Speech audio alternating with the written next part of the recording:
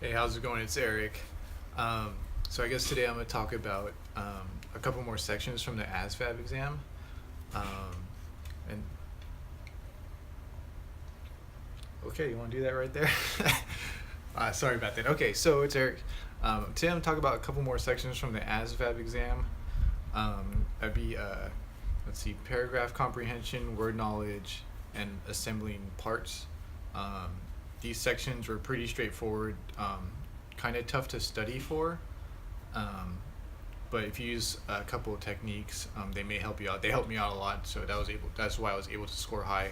I'm just a regular dude. Like I said, I'm not a smart guy.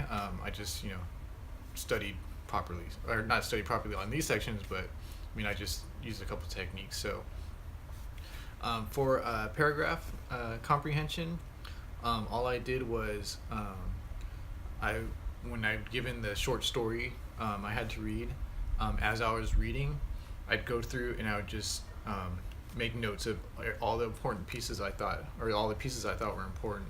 So like names, dates, relationships, description of places, descriptions of people. I would just make note of everything I thought was important onto my piece of paper. Um, that way, when I got to the multiple choice questions, I was able to quickly find, you know quickly, I guess you said, reference my notes, versus going back to the paragraph and try to remember where I actually read kind of the content. So that helps a lot. I think if you do that, you'll be fine, because I did well so on that part. For word knowledge, that is really tough to study for, because I couldn't even tell you, like, to me it just felt like all the words are so random. Even in the study guides, like, they're gonna, it's not, I highly doubt it's gonna be the same words that are in the study guides that are gonna be on the exam. I mean, that's just from my experience. I could totally be wrong, but so what I did was, I was given the word, I would try to break it down as much as possible, to see if there's something in that word that matches with what was given in those multiple choice, or the multiple answers you're given you can choose from. And so basically, yeah, so I try to match and see if I can find the definition or something that I thought was a definition in the words that are given. Also, if I couldn't find it that way, then I would also look at the words that are given, your options, and then I would try to cancel out all the ones that didn't appear to match up with what was given to me. That way, at least, because if I had to guess, like, at least I don't have to guess from like 2 versus 4. And I think a couple of cases I was able to cancel out everything, and then the only thing that was left was the right answer. So try using that technique, because like I said, I mean, if the only way to really ace that part is just to have a big vocabulary from reading a lot of books, which I didn't do. I play guitar, so and then assembling objects. That section, again, I didn't study for that one. I used the books. I think using the books will help.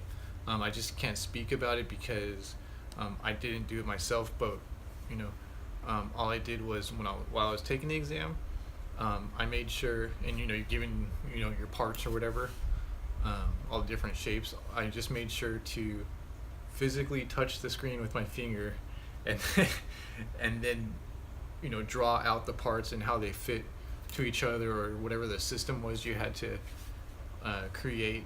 I just made sure to do that. It probably helps if you draw it out too on your piece of paper. But yeah, physically put your finger on the screen and then link everything together, because if I would have just looked at the screen and then try to visualize everything in my head, that wouldn't have worked. I would have bombed it. But yeah, definitely, like, physically drawing it out or drawing it on the screen will definitely help. So I guess that would mean pretty straightforward sections. I hope this advice helps a little bit. I mean, this is just what helped me out. I mean, the really hardcore sections for me were, like um, the, both the mathematics sections. I really had to study hard for those. Math is not my area of expertise at all. But I think if you study it properly, and when you take the test, use the proper techniques at taking it, you should be fine. Because if I did it, anybody can do it. If not the first time, maybe the second or third time. So, but yeah, hope this helped. If you have any questions, comment below, and I'll try to answer them all. I am gonna do another video on both the math sections, so hopefully I still remember everything. And also, I think I'm gonna talk about joining the military at a later age. As an older guy, there's a lot of people who join the military at a later age, and that would they're maybe 28 to 32, but maybe how about when you're really old like me, trying to go in at 38, married, have a full-time corporate job, have a business on the side,